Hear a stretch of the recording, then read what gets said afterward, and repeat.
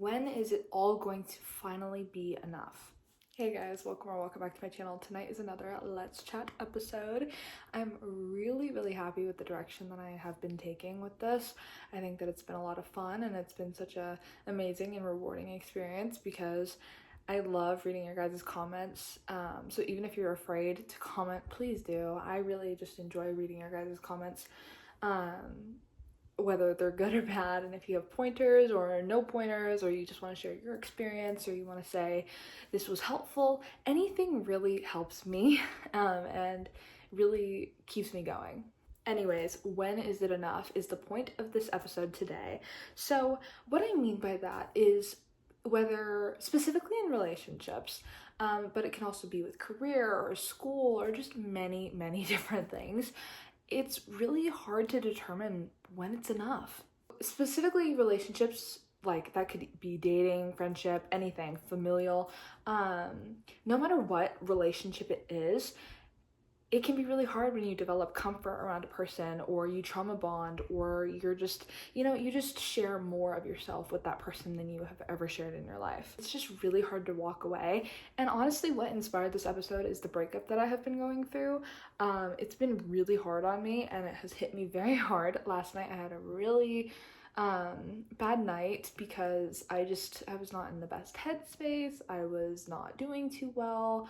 I heard a song that we used to listen to all the time, and it made me break down. It's different to genuinely want to get better and move on and heal and not forget the person, but just let them go enough to where you can feel okay and not constantly feel guilt or sadness or anything about that person anymore. It can be really hard because honestly, it's really difficult to leave behind something that you're so comfortable with, even if it is chaotic, even if it's causing you to be depressed, even if it's causing you to be anxious, even if it's causing you pain and just mental problems. It's still really hard to leave, even if you know that it's bad. What is this hair doing? It keeps wanting to get in my face. Anyway, but it's really hard when you're comfortable, and even if you're not, okay, that's really hard because comfortable is when you're happy.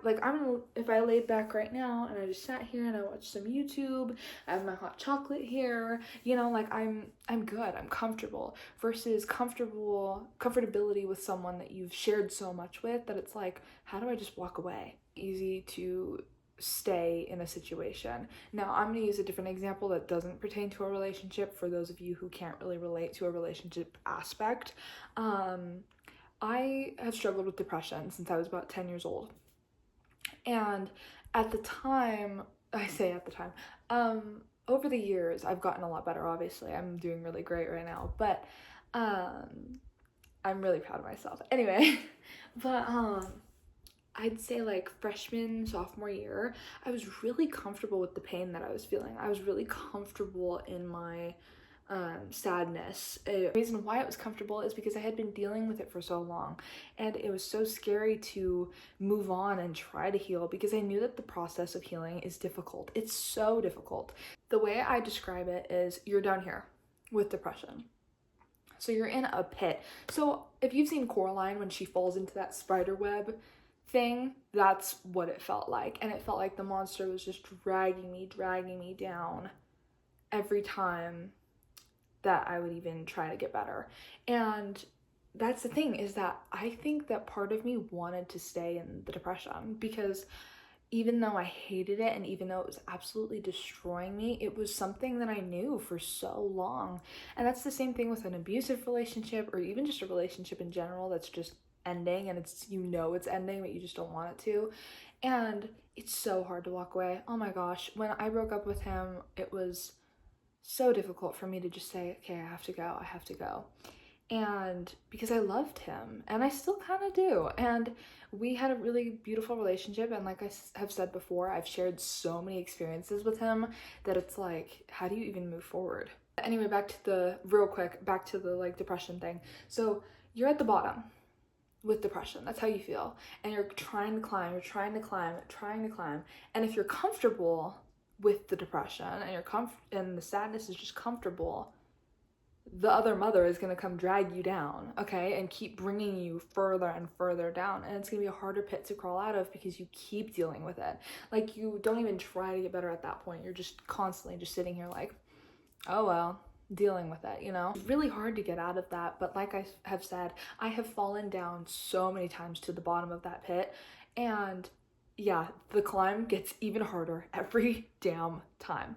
I think like the first time I tried to get better, it was like a short climb. Like, I describe it like that. Like, could have gotten up with a few pulls and I fell right back down, and I stayed in situations that did me no good. I stayed with a partner freshman year who was abusive emotionally and just a terrible human being who would cheat on me, and I knew about it. Like, it was just a terrible relationship, but it was comfortable. That was my first ever partner.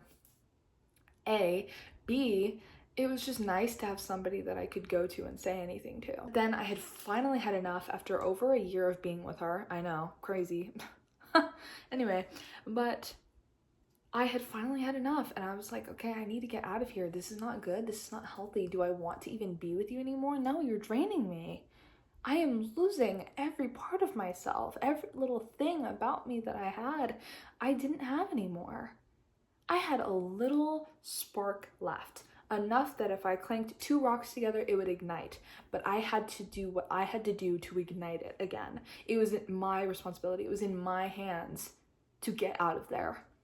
So, and no matter how many times she called me after we broke up, I had to ignore. I had to block. I had to just get out of there. Even in public, I had to ignore her because we went to the same school. No matter how difficult it was, I had to, because it was destroying me. And at the end of the day, I'd say that there's a certain extent of selfishness that you need to have. So, for example, she was like, no, I need you. Like, I was the best I possibly could have been with you, like all this stuff. And I was like, okay, but I was not the best I could have been. I was the worst I could have possibly been. I was depressed. I was not me whatsoever. I wasn't doing the things I loved. I wasn't spending time with my family. I was getting in more fights with people than I was having good conversations with anyone. I was just so upset all the damn time. And like I said, I had none of me. I didn't do anything that I loved anymore. And so I had totally lost myself at that point. And as much as she wanted me to come back, and as much as I wanted to, I don't even think I wanted to. It was just out of comfortability. But it was really hard because I was like, should I?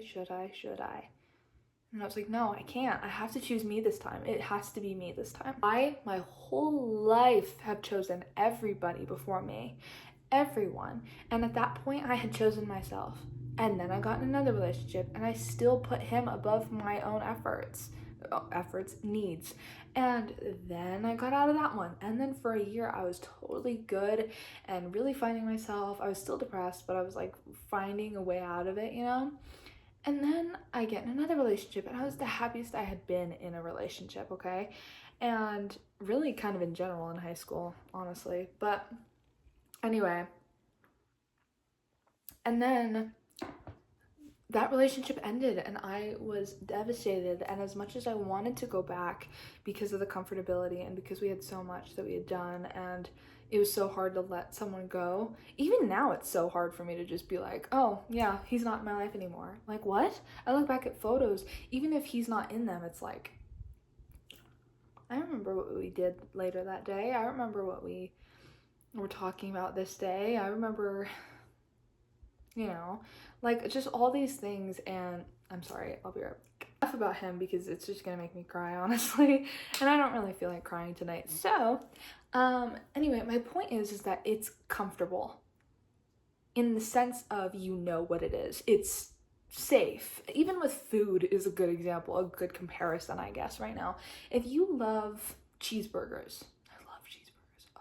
Anyway, but you hate cheese. Okay, so you love hamburgers, but you hate cheese. And then you're like, no, I'm not going to try cheese on it. No, I'm not going to do that.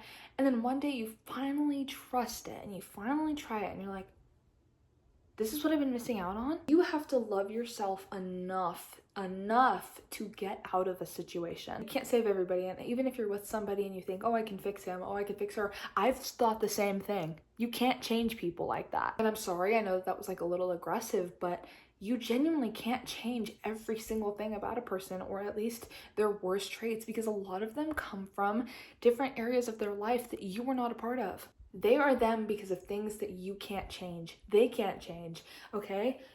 They can't change like what happened to them, I mean. And it's not your job. It's not your job. You don't have to fix everybody. You don't have to save everybody. You need to save yourself. You are the most important person in your life, okay? And as important as other people are to you, I absolutely adore my parents and my sister and my best friend. Those are like my main people, but like I love everybody else too. And I would take a bullet for them. I would do anything for them, genuinely. And I mean that. But at the end of the day, my relationship with myself is so important to me. If I'm not feeling well, I'm not feeling well. We're not coming to save you, honey. You have saved them a million times, and I know that you deserve to be saved by them because of how much you have done for them. But they're not coming to save you. You're not going to be picked up and lifted out of there. You're not gonna. And I'm sorry, and I know that's so difficult to grasp, because you can be the best person and they still won't want you. I read this thing yesterday. It was a video, and it had said you can be the most beautiful shade of blue and their favorite color can still be red. Anyway, it may be comfortable, but you have to choose yourself. I'm only 18, but I am at such a point right now where if you're gonna play around, I don't have time for you. I don't. If you want to go have I can't say that. If you want to go play around, that's what I'll use as a term. But if you just want to go play around and have someone to just mess around with, I'm not your girl. I'm not. Either you come in my life and we are good and we're a unit and that's it and we're forever, or you can leave. You can leave. If you decide, if I give you 5 months, 6 months, we'll say half a year, and you can't decide if I'm for you or not, then you need to get out of my life. It should be a, oh my God, yes. Not a, I don't know. Don't let anyone be unsure of you. And also, don't ever date anyone who treats you like an option. I have been treated like an option so many damn times. Don't allow it. If someone is dating someone before you and then they leave them for you, that's not a flex. That's not cute, honey. It's not. You were an option. You were a second place choice, okay? Go find someone that will put you on the first place spot, okay? First choice, first one you see, not second, not third. Definitely, sure as hell, not fourth. People talk about the love triangle, and even a movie that I love, Twilight, a love triangle. It's like, you can love somebody, but if you're not going to choose me, I don't want you. I don't. I genuinely don't want to fight over you. I don't want to fight for you. I'm not going to fight for your attention. If you're looking at another woman and you're with me, bye. Breaking up. You didn't even have to cheat on me. You could just look at her and I'll be like, okay. Like, if it's a conversation and you're paying attention to someone that's talking, different. Anyway, the second half of this video, which is literally what you all clicked on this for, sorry, is when is it enough? So I'm gonna use my most recent ex again. So to give us some context, we were long distance. I moved recently, back in October, and he stayed in our home state. And so I was really on him about communication. I was like, okay, so now that I can't see you all the time, I really need you to communicate with me. It is so much more important now than it ever was before, because we are long distance. And if we're gonna make this work, I need you to tell me things. I'm not saying you need to sit on the phone every day for like hours just to tell me about your day. I just need to know what's going on. And I had brought it up, I think, 5 times. And the night that I broke up with him, I had told him that, I forget my exact words, but I basically was just like, I'm so done right now. I have asked you so many times to communicate with me, to tell me what you're doing, to tell me where you're going, to put me first, to put more energy into me. That sounded really weird, but like to put more energy into us, more time and effort. And instead of putting time and effort, he would sit there and play his video games. Like, you can have hobbies and love what you love, but I mean, when is it enough? So anyway, realistically, I should have left him probably the second, third time I had asked him, because I feel like at that point it's plenty. Like, you should get it in your head. And if they don't fix it, then they clearly don't care enough about losing you. And they think that you're just gonna stay just because of your past with them and your comfortability with them. And you can't let that be true. I'm sorry, but it's just really sucks. I wish that I had someone that had told me that it's time to go. I wish that I had someone that told me, Abby, it's time. I know that you love him, but you need to let him go. And that's so hard. It's so difficult. And there's no one saying that it's going to be easy, because it's not. But I just wish that someone was there. This is why I do these videos, is because I learn things that I've gone through that I want to share with you guys, so that you guys don't get as hurt as I am or get as affected as I have been. So important that you just stop giving so many chances. They're gonna just take advantage of your chance giving because they know that you're not gonna leave. And yeah, as loyal as you are to that person and as much as you care about them, I mean, it gets to a point and it's like, okay, so you really don't care about me. You don't love me. You don't love us. You don't care about us anymore. And it really sucks to not be cared about anymore. Like, to go from someone absolutely adoring you to all of a sudden they don't like you anymore. And I just should have, but there's no room for regrets. What happened happened. It sucks and it's absolutely so stupid, but I have been the best that I have been on my own. Me personally, I've been the absolute best that I have ever been for a long time. Now, after the breakup, I've been the greatest I have ever been in my life. If he cheats on you or she cheats on you or whatever, time to go. Don't give them a second chance. No, cheaters will cheat again. They will. They will. It's like, they can tell you, no, I won't, I swear. Please, I promise. They will. They will. They're a cheater, so don't give them a second chance. My ex cheated on me. Whoa. So I will never give him a second chance, ever. No matter how badly I miss him, no matter how bad I want him to come back. You're not mine anymore, and I'm not yours anymore. You're gone.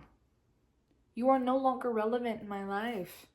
And that's how you should feel too. If they aren't asking you to hang out and you're always the one, or they never say hi, or hey, how are you doing, or they don't lead it, they don't do anything, then it's time to go. It's time to unfriend them. They don't care about you, honey. Anyway, so basically, let's just remove everybody that doesn't care about us, that doesn't put in effort for us. Please, like, they are so irrelevant and so stupid, and we do not deserve to feel this way anymore. But yeah, anyway, I love you guys so much, and I hope that you guys get great sleep tonight, or have a great day today, I don't know. So yeah, have a great night, great evening, great morning, whatever, and I'll see y'all next time, okay? Please be safe. Someone cares about you.